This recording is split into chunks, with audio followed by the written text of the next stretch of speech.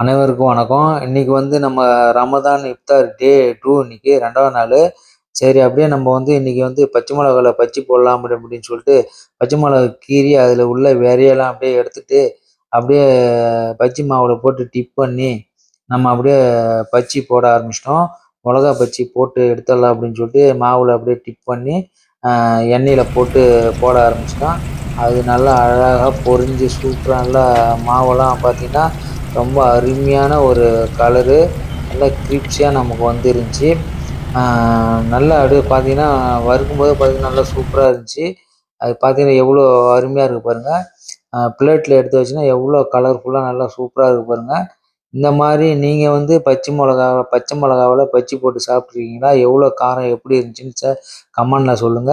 இப்ப நாங்க டேஸ்ட் பண்றோம் பாருங்க. அப்படியே எடுத்து வச்சுட்டு ஒரு பிளேட்ல ஒரு பீஸ எடுத்து வச்சு டேஸ்ட் பண்ணா அவ்வளோ உரப்பு.